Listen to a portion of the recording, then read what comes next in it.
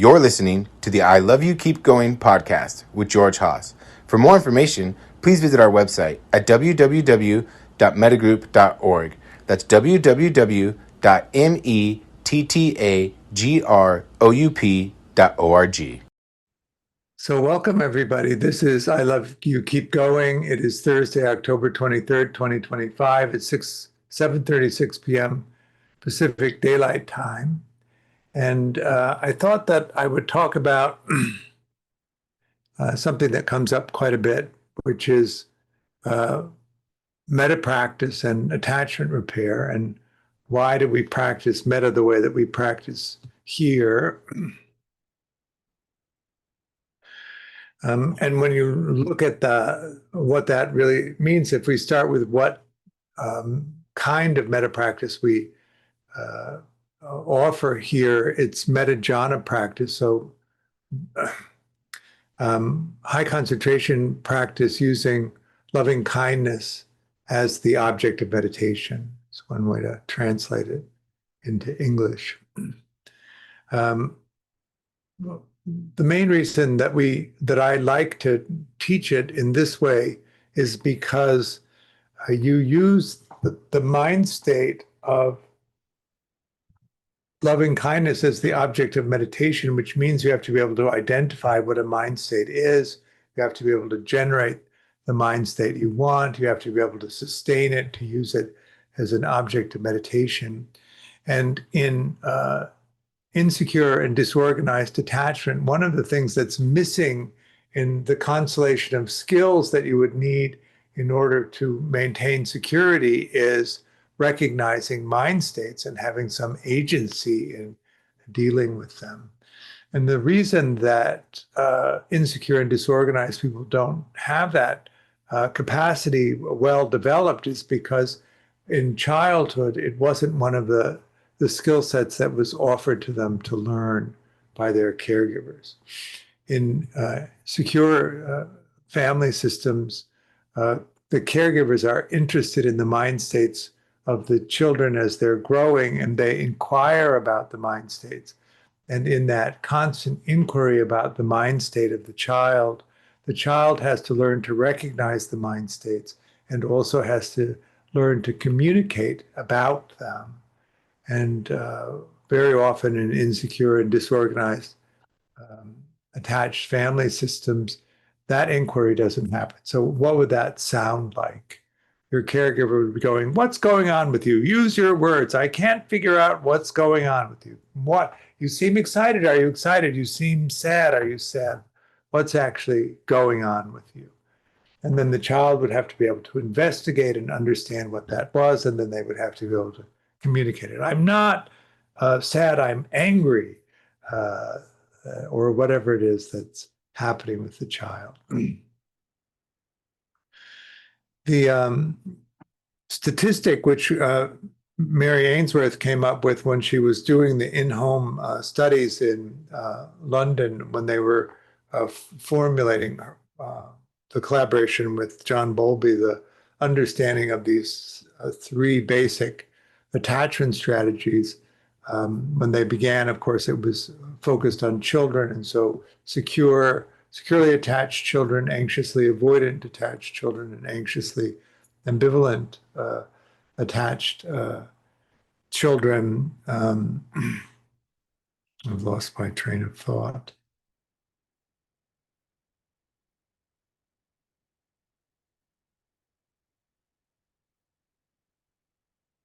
What they noticed is that these kinds of questions came up in the securely attached families. But also the statistic that was so haunting to me was that the kids that grew up to be secure were in households where their needs were met 30% of the time or more. And as I like to say, the last time you took a quiz and got 30% correct, what grade did they give you? So it is an astonishingly low bar, the level of care that's required in order to earn security which also means that kids who didn't grow up in an environment where their needs were met 30% of the time or more were pretty harsh. Kids who grow up in within a disorganized attachment strategy, so highly correlated with trauma that you might say that the environments that they grew up in were dangerous.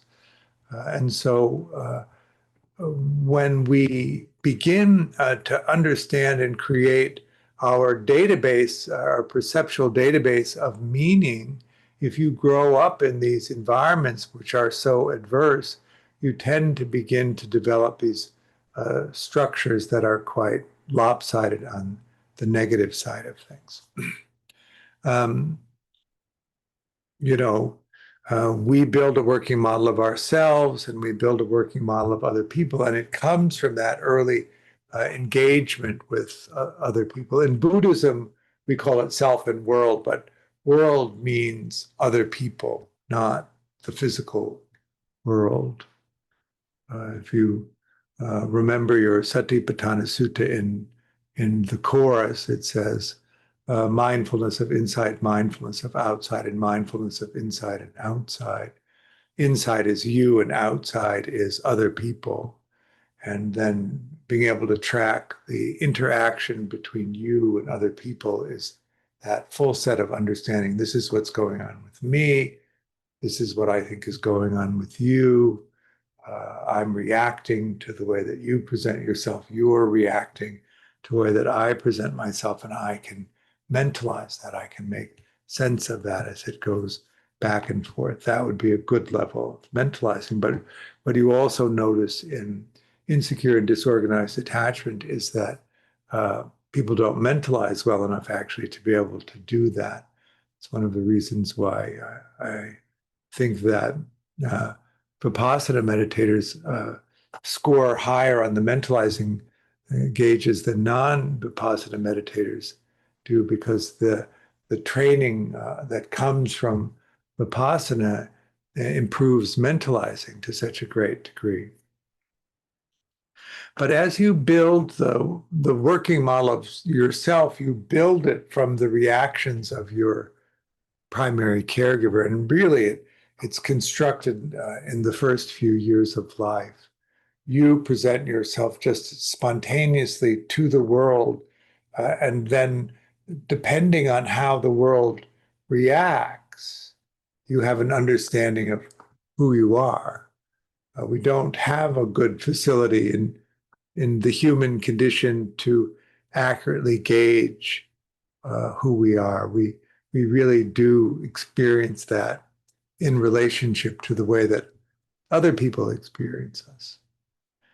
What that means really is that if you had a well-resourced, rested caregiver who was able to control the environment enough that they could provide reliable care to you, then you thought of yourself as somebody who would get their needs met. And if you grew up in an environment where the caregivers were stressed, that they had difficulty controlling the environment that you grew up in, then their reaction to you was often that the neediness that you had was a burden. If you grew up and you come into the world and you think that you are too needy and that you're a burden to other people, this is really rooted in the infant expressing this need to the caregiver, and the caregiver being overwhelmed by the need of the child that you were. That happened to you. If you've ever been around small kids, you know, it's a lot of work. It's a lot of attention. It's a lot of energy. And they're unfiltered. So it can be astonishingly how hurt your feelings can be by, a 10-month-old. Step back a little bit and you realize they're 10 months old. I should really be able to take this less personally. If you've been around infants, they respond to movement and they make that I think of it as a grimace, but it's kind of like a a smile, an attachment request smile that's generic, and it goes off for everybody. And we get so attached and so interested in creating these pictures of, particularly when it's us taking care of the child, that the child is responsive to us and can see us and know us. Actually, that isn't what's happening.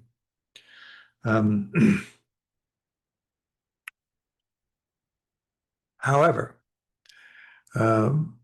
be that as it may, we are receiving the information back from the caregiver in the way that they are able to pay attention to us. And we're understanding our requests for care in relationship to their response to them. If our caregivers are reliable, if they're predictable, if we can learn a language of communication that's in feeling in the body and gesturally, and they are able to empathetically attune to us and pay attention enough to notice how we're expressing ourselves and to identify from those expressions what we need and then provide that need for us. We really develop a sense of confidence that we can manage the world, and that our needs, even if we can't articulate what they are because we can't, or we know what they are, which we don't, we still develop a sense of confidence that we can navigate the world. And if you don't have that experience as a child, you develop a sense of yourself which is different than that. The defining characteristic of children who grow up to be avoidant is neglect, profound neglect in childhood. Often left to our own devices to figure things out. We can't figure it out, but we don't know that either. And it's a terrible sadness that overtakes us when there's nothing we can do, and we try everything we can think of to get a response from our caregivers. We try everything, and nothing really works. And so we abandon ourselves and undertake learning what we have to do in order to get the attention that we want. And it's an unbearable sadness, and so we learn to suppress that. And in suppressing sadness, we suppress all emotion. And we learn to suppress our attachment system because we can't bear the failure of connection. And then we create a kind of idealizing defense, which is what's required in those family systems for us. At the core of that is the terrible sadness and the recognition that there's nothing that we can do to actually get people to take care of us.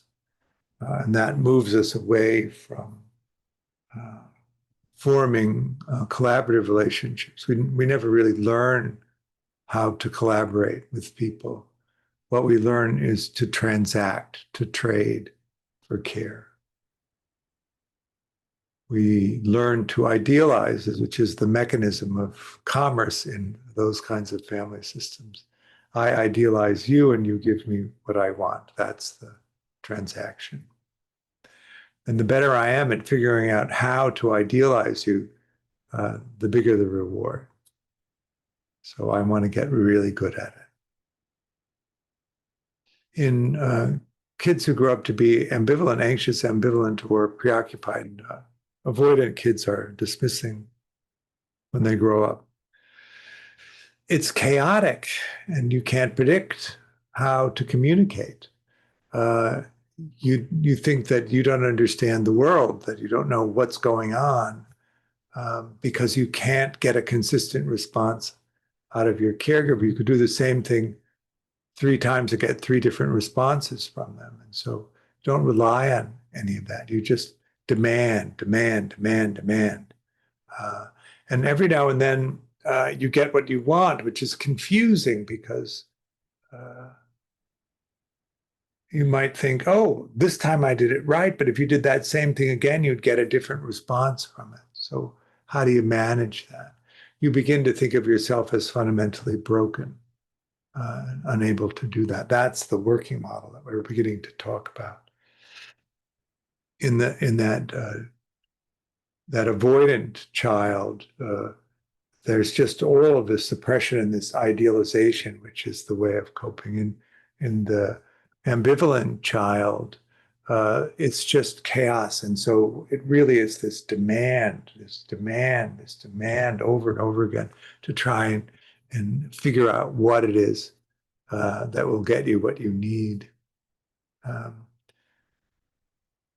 That creates in the avoidant child, of course, a totally self-involved experience, whereas in the ambivalent child, that develops an external focus and an enmeshing in the mind state of the caregiver, so that you can try and figure out what the caregiver needs in the moment, who you have to be in the moment, so that you can get them to respond to you. That's the working model. These are largely negative experiences. When the sense of self arises for the child that's avoidant or ambivalent, the experience is largely negative. It's held differently in avoidant children. They in a defense, idealize their self-concept. They're the greatest thing that ever happened. But that's this very flimsy facade that's covering at the center of it, this terrible sadness that there's nothing that they can do, that they're not worth anything, that somebody would be responsive to them. The preoccupied the ambivalent child who grows up to be the preoccupied adult loses track of themselves in their involvement in the mind state of the other person. And so their self-concept is somebody who's completely helpless and dependent on the care that they would receive from someone else. When you grow up on the other side of the trauma line, where the caregiver is actually the source of fearfulness, or someone in the family system is the source of fearfulness that activates the attachment system. When you are compelled by the attachment system to seek proximity to the caregiver, the fight or flight mechanism goes off to prevent you from seeking proximity to somebody who might harm you.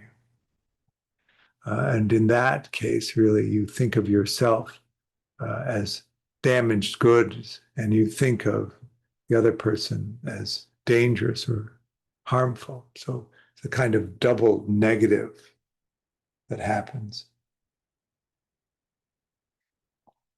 Why am I talking about this if I'm talking about loving kindness? Because we have a lot of work to do to change the self-concept, the working model of self, and also some work to do to change the working model of other people. And we do this really by intentionally developing our capacity for positivity. I think remarkably, in a way, the further out you are from secure functioning, the higher your tolerance to negative states is. And this is actually also negative. Disorganized people don't tend to react to difficult circumstances or problematic behavior in relationships until way beyond everybody else's protesting, because their tolerance for pain is so high. Their tolerance for distressing behavior in relationships is so high. And what we really need to do is bring that down, to really lower it. If you could lower it to the reaction that secure people have to that kind of behavior, you wouldn't engage in it at all. Secure people they won't do it. And you're 10 miles down the road as a disorganized people with that kind of distressing behavior. Most of us who grew up insecure, disorganized, have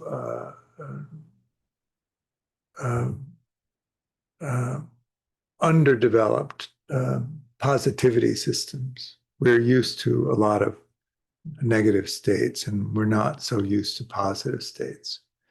And so part of the repair for this is to begin to develop our capacity for positive states. Usually in the way that it goes, when you don't have the full spectrum of skills already developed, you have an absence of some skills, but you've overdeveloped the other skills to compensate for the absence of the other skills. So this is it's a two-pronged approach here. We have to bring down the overdevelopment of our capacity to hold negative states, and we have to bring up our capacity to hold positive states. Mudit? Hey, George. Hi. The concept of positive emotions, Yeah. sometimes I feel it's not conscious. How do you mean? Consciously developing positive emotions versus indirect positivity, which comes from meditation, it's hard to tell somebody to be consciously positive because their inner system feels not positive. Right. Um, I think that we're talking about two things that are distinct, not one thing. You practice meditation for a while, and you make various breakthroughs. You see, for instance, that the self is not the author, the controller, the doer, the creator of anything. It's actually the audience.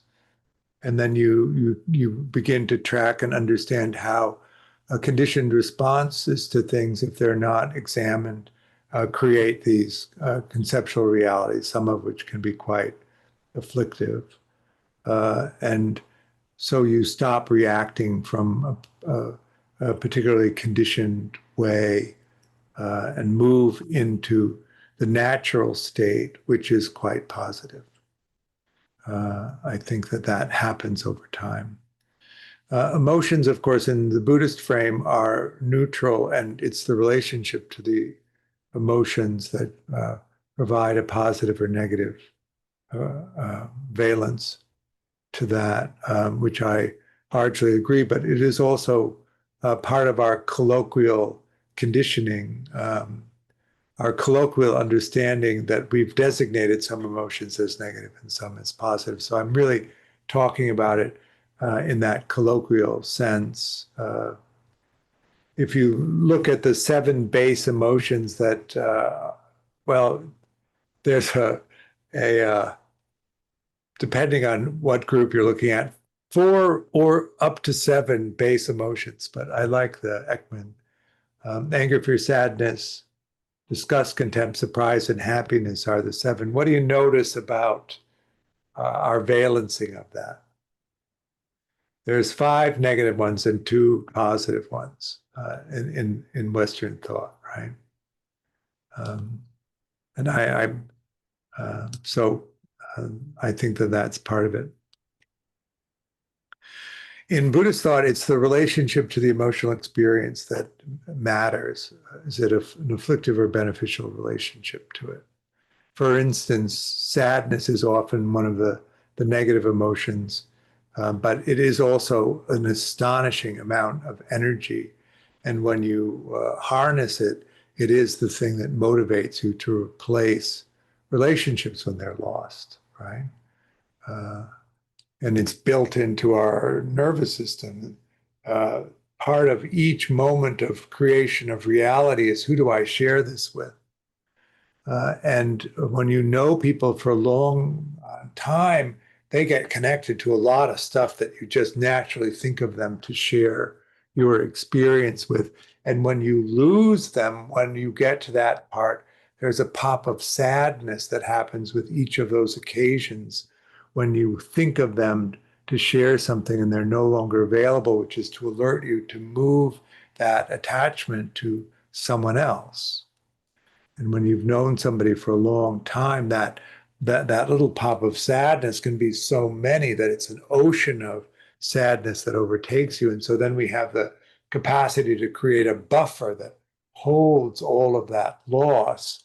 I like to call it the if onlys. If only that didn't happen. If only I did something different. If only they would come back, or whatever it is that holds that as you gradually move it to other people.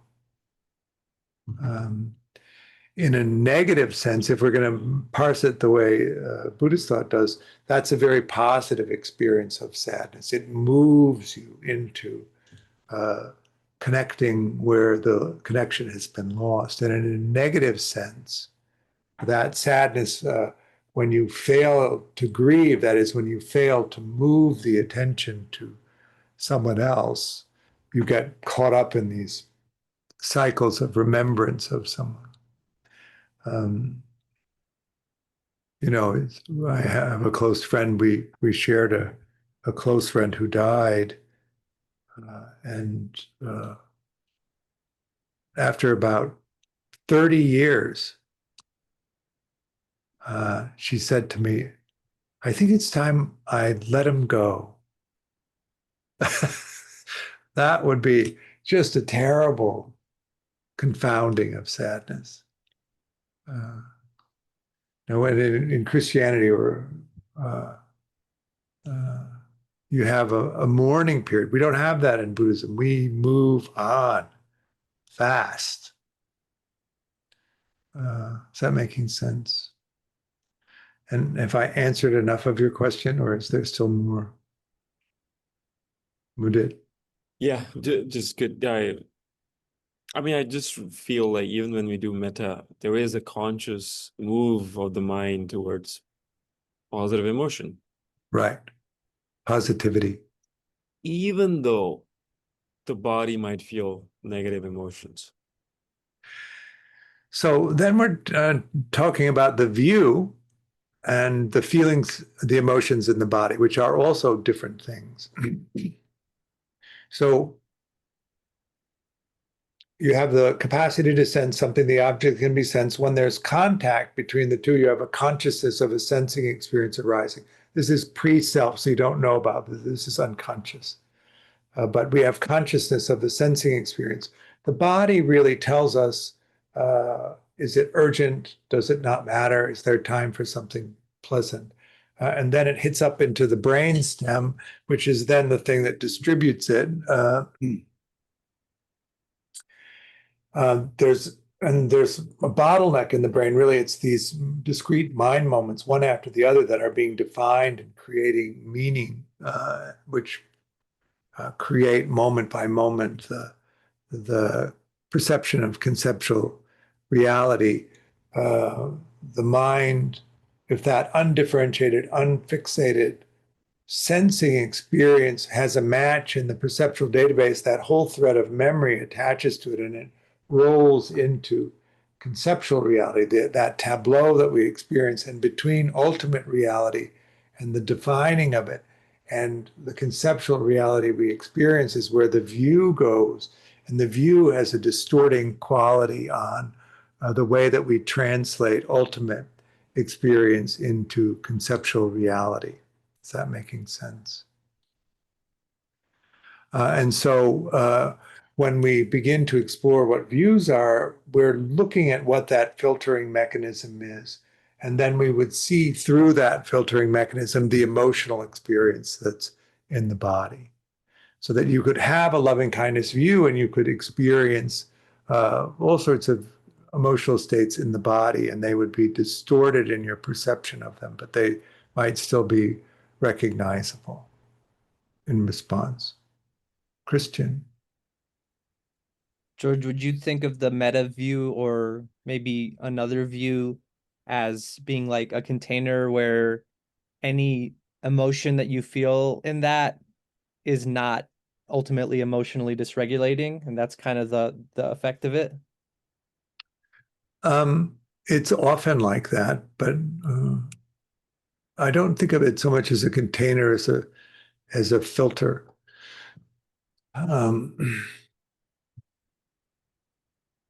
Would you think of it if it's a filter? I think of awareness as the container. Okay. If it's a filter, I think filter, and I think something's not getting through. So do you No, ever, no, it's clearly distorted. right?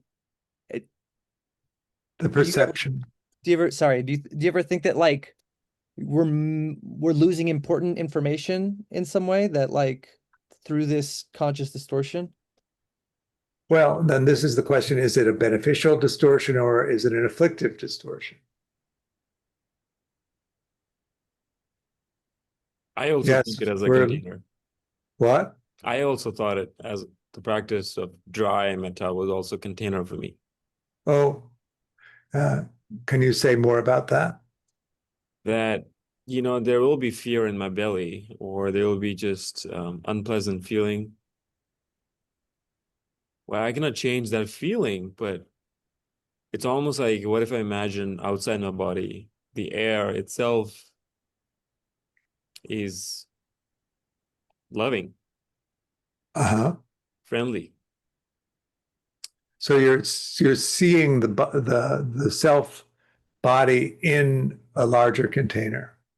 Because the body is full of unpleasant, like not the whole body, but yeah, let's say Right. I am feeling unhappy or discontent. Right. The self is experiencing I cannot that. change that in the next 10 minutes. So I have to be the container only. Like that's my only option. And what about awareness? That is aware of, The container of awareness. yeah, it's similar, same-ish. Except the container of awareness and awareness, it's more neutral. But in this case, I make the awareness slightly inclined. More, it's slightly, I don't want to say sympathetic, but yeah, there's a undertone of sympathy towards the negative emotion in my body. Right. I think that we're uh, getting lost in a semantical discussion. Gotcha. Um, I would. It also sounds a little self-centric when the self actually is not a separate thing. It's just all part of the same thing. So that I would say that the container is awareness, and what we're really looking at here is distortions of perception or lack of distortion of perception.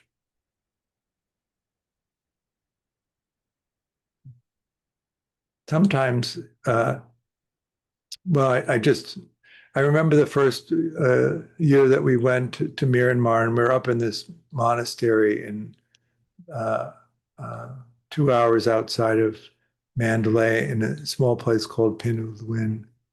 Um, and it seemed okay. It seemed nice enough when we first got there.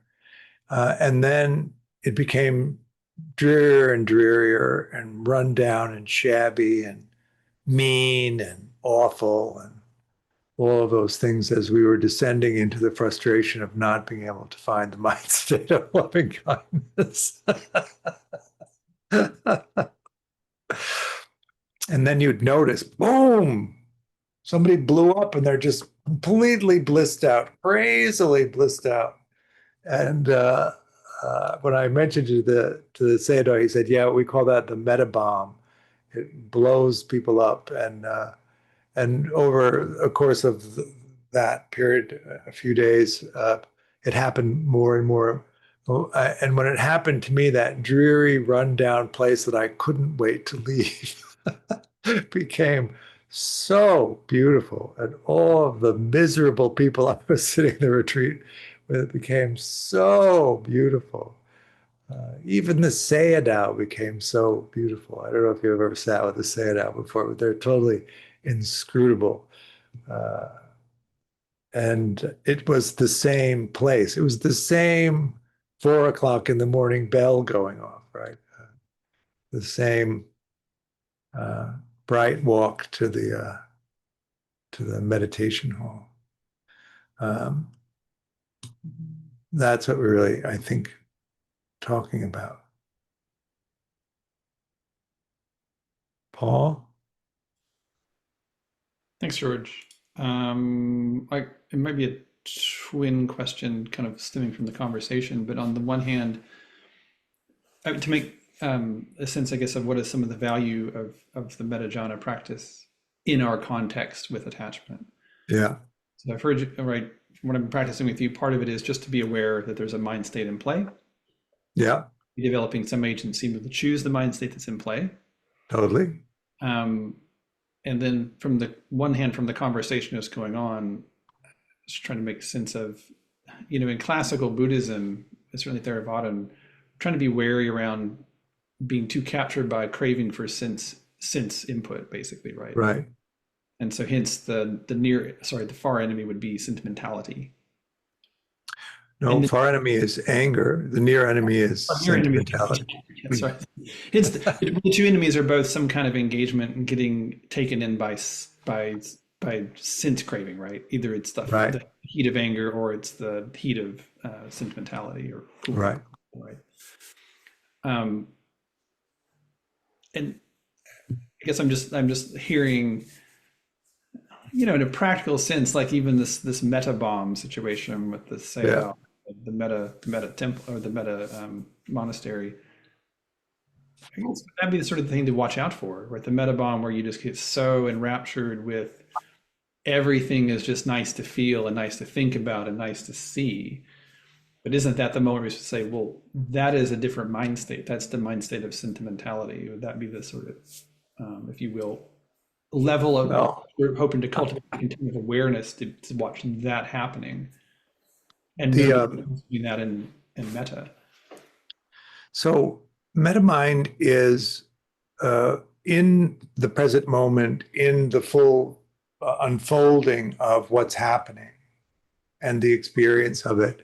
And sentimentality is a thought process where you withdraw from the experience of the present moment into a thought process. Yeah. Thanks. That's probably so. That's the difference. But yes, you can easily get attached to the bliss states, and Shinzen used to call it the most pernicious trap in all of meditation, getting attached to that. But it is also not fruitful to do that. No. But also, I like to say, when you have the first bite of the first piece of cake, it is awesome. By the time you've eaten the whole cake, you're nauseous.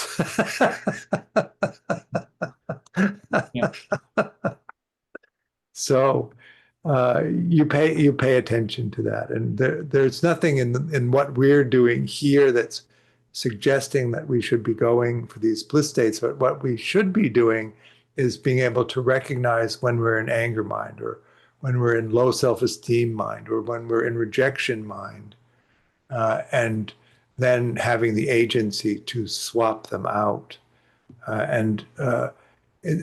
While it may be difficult to get into equanimity, it will be less difficult to switch out a mind state if you have set up and practiced being able to switch out a mind state. So,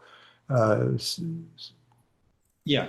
So that's maybe a perfect segue to where the question I really started with was, I just, sua sponte, have been doing some of my practice is to be trying to switch mind states.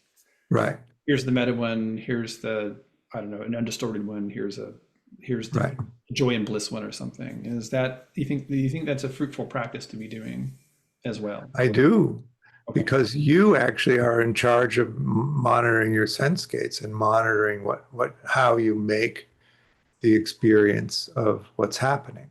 It's not to say that we want to just engineer these bliss states or these positive states and coat over what's happening or exclude from the perception of things negative states or negative happenings in the world. We don't want that. We want you to Yep. see what's happening. So probably the deeper under all of this, and hopefully this is useful for everyone else. I do try to watch the ones that it's not paper over. My most common, if I'm not like actively monitoring, I think my most common experience is what I've been thinking of as like the confusion mind state. But I wonder if it's, to put it in Western terms, it feels like the psychological defense is not to get numbed out, but to be confused about what's going on. And now sometimes I find that comes up when I'm meditating formally as well. It's like I get confused. Yeah. There's this, it's like almost like walking a tightrope. On this side I could fall off into just getting lost in thought. On this side I could fall off into, I don't know what, because I'm confused and I can't tell what mindset I'm in because I'm confused. I don't know if that makes sense as experiencing. You might say Zen is a whole path of confusion, right? Fair enough. Except that in Buddha nature, there's no distinction between confusion and non-confusion. Right. So what I would say is, it is a great mind state for learning. It's one of the best. Okay. Thanks, Mudit. That sounds right. Yeah. So if you want to learn something completely new, you need to be able to tolerate the confused mind state for long periods of time, or you'll make decisions about it based on other things that you know already. And you won't get a good basis for learning something new. Okay. It'll all be shifted into what you already know. And the hierarchies of value will already be imposed on it before you have enough information to begin to make a decision about it. Okay. So the more that you can hold the state of confusion and not make any of these judgments, and this is really applicable to attachment learning, the more you can just hold open and not make a decision and fix what you think your attachment conditioning is and how simple or elaborate it might be, the better off you will be in being able to map it for yourself. Mm-hmm. Okay. So thank you, because I think you just validated or supported something I do, which is when I sense it, I've been treating it like a mind state and saying, great, it's here. Can I now just watch the mind state of confusion and become familiar with it? Right. More familiar. Exactly. I think for me personally, it's important in the attachment lens and the not formally meditating part of life, because I've been so prone to enmeshment. And that's my experience of enmeshment. Right. Sorry, the experience of recognizing enmeshment is usually, I'm confused. I don't know what I want. I don't know why I'm doing this, et cetera, et cetera, et cetera. And it's coming to confusion that's often the point of recognizing that enmeshment was going on. Yeah. And then you bring your attention back into yourself as the center. Exactly. Good. Which you talked earlier some months ago. And thankfully, because of the secure behavior that goes along, I've been not finding myself in situations where I'm as likely to get enmeshed. So maybe less practice, but also probably a good thing to have. Less free-form practice in the world, but probably a positive thing for my life. Yes, good. So, thank you, George. Christian. George, I was just gonna say you gave me like a really good idea from the story about being in Burma.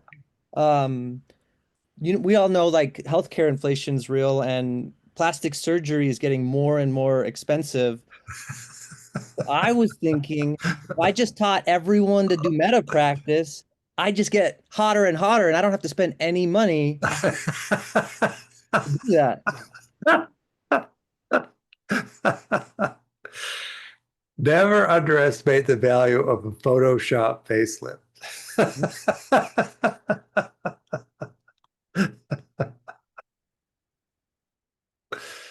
Now they have AI. It's almost seamless. The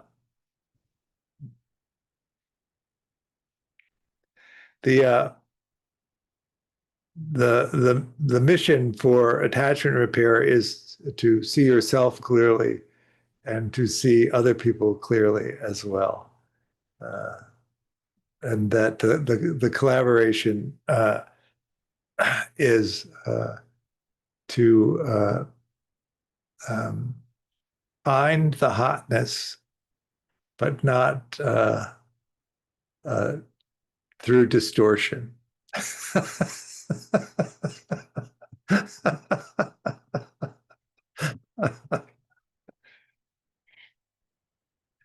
So I'm going to sum up a little bit, and then we can do some practice.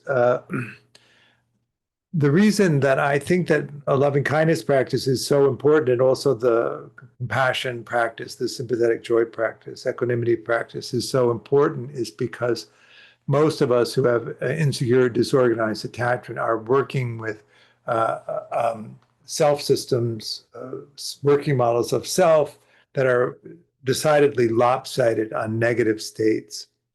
And so we need to pull that down. But it isn't enough to simply pull down the overdevelopment of the negative side. Our capacity for holding positive experiences also not particularly well developed. And we need to then intentionally develop a sense of positivity. Dan used to say, which I quite liked, that the origin of self-love or the origin of self-hate is where the balance of this self system is. If you're largely on the negative side, each time the self experience arises, it's largely a negative experience that you have in the creation of your experience of self. And over time, we begin to develop an aversion to the negative state arising over and over again each time we experience ourselves. And that aversion is the root cause of self-hatred. We just can't bear that every time our sense of self arises, we're overwhelmed with negative states or afflictive states. Conversely, the origin of self-love is that if you lopside the working model of self with positivity, then each time the sense of self arises, it's a pleasant experience which you enjoy having. And it doesn't matter what the circumstance is. It could be a difficult circumstance. And still, when the sense of self is lopsided on the positive side, you enjoy the experience of yourself responding to a difficult experience. And that is the root cause of self-love. Now, we've built both of these models over the course of our lives, so there's no reason why we can't affect it. And this is depending on how difficult your life has been and how lopsided the working model of self is. Months of practice, or maybe longer than that, to change that. But the sense of self arises in response to stimulus in the environment, and there's not much you can do about the reactivity of the self experience arising. But there's a lot that you can do about what arises, if that makes sense. Mudid? I'm sorry, real quick. So it's about even in any situation, feeling about the self is positive. It's not tied to anything or people. It's so the self experience is a lot of these little memory gists that are in a pattern, and they activate, and you recognize the pattern as you. And It's slightly towards this, I don't want to say sympathy, but there's a slight sympathy towards the self, even in difficult situations. Is that right? Depends on your conditioning. No, the positive conditioning, reconditioning. It can be all the way to delight. Even in hard situations. Yeah, totally delight. Delight, Total why? Because it's an unpleasant. Because you've just banged all of these gists onto the working model of self, so that in order to recognize yourself, you recognize it with all of this delight in who you are. You combine that with a deep meditation practice where just in that still state, everything is, I don't know how far you are, but you'll get to a place where everything has a subtly positive quality to it. Everything is slightly beautiful. Everything is easy. And so you add to that the trumpets of delight when the self experience activates, because you can wander around without so much self experience. Mm. It's not, it's more on the neutral side. But yes, Yeah. everything is easy. Yeah. So um, yeah, and then it also depends how do you, when you're walking around, how do you know what's going on? And if you're a sighted person, most of us are relying on the visual field, but if you can get to a place where the visual field is not that solid, then it's forming stuff all over the place that isn't there really. I mean, and that also becomes quite enjoyable. The way you make up the world when you really have an easy sense of how much of it you're making up, which is pretty much all of it.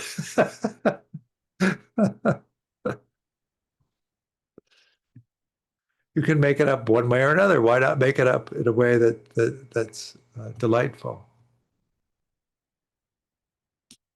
It also makes you more resilient. And we have a lot of resistance we're going to have to be putting out into the world. So the more resilient you are, the better. One thing I've noticed is this, when you talk about this, there is an aspect of independent, regardless of the sense data. Regardless of the sense data, there is delight. Regardless of the life situations, there is still delight, or there's still positive emotions. It's almost Right. like there's an independent feeling regardless of what's happening on the outside. And part of that is focus.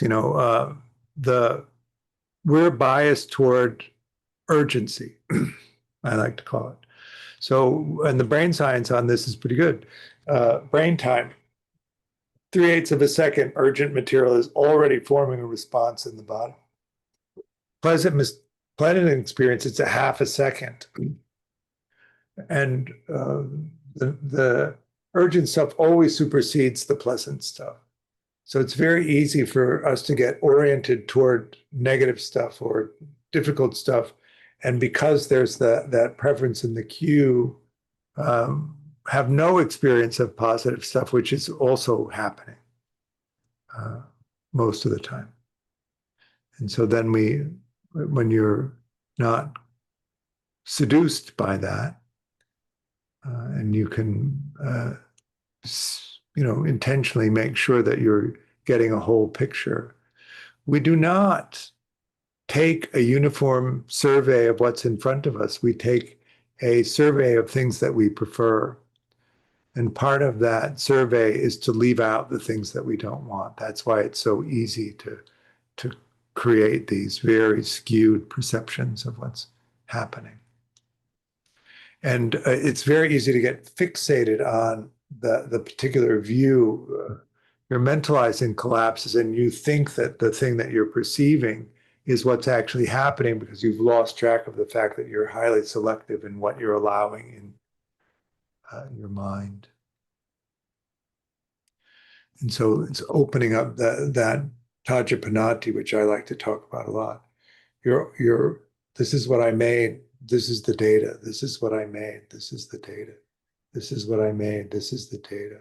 This is what I made. This is the data. So you're constantly actively engaged in making sure that the representations that you're, creating your karma on are actually representative of what's happening, and you're not completely distorted, completely lost in some mental construction that you then use as the basis for the actions that you take as a prelude to reaping the consequences of your behavior.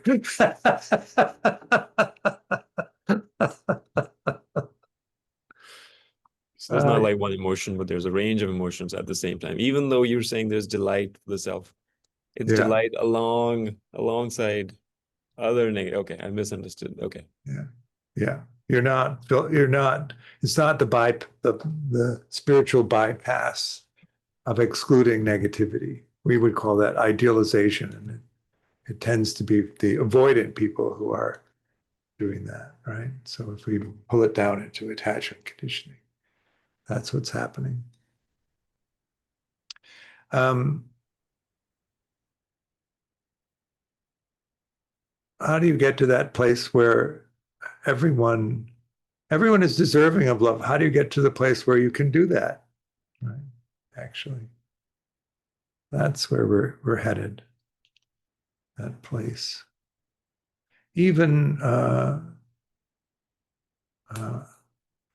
when the unforgivable has been acted out, how do you come to that place? It's not so easy.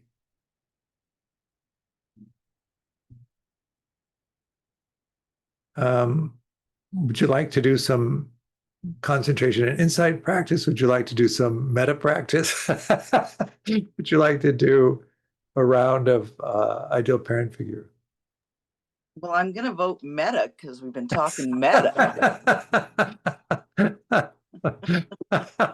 All right. So go ahead and settle in. Okay, let go of the meditation. How's that? So what's coming up is Kaleidoscope tomorrow at 11 to 12:30. And then we did our new lunchtime thing last Tuesday, but the electricity went out in my neighborhood. And so we're repeating it on this Tuesday, the 28th at 1. Then let's see what else is happening. We're going to start. We started a new level 2 class, which is really a good crowd. If you want to join us, you can. The next time it's meeting is on November 4th, and we'll close the enrollment after that. What time of day is that from, George? It's at 4:30 in the afternoon, which I think is a good time for you. 4:30 to 6:30 on Tuesday, the first and third Tuesdays. So, George, I am potentially interested, but I haven't done level 1. I don't know if that's prerequisite, but I don't know if it's separate to the other that we've already talked about as well. So, yeah, I just thought I would ask you, but maybe we can talk about that when we we can. It is separate, and I always ask the question, are you comfortable jumping into the deep end, or do you need to inch your way into the shallow end? I'm comfortable with the deep end. I've seen those prompts actually on your website. Yeah. So yeah, then you could jump into level 2. Not a problem.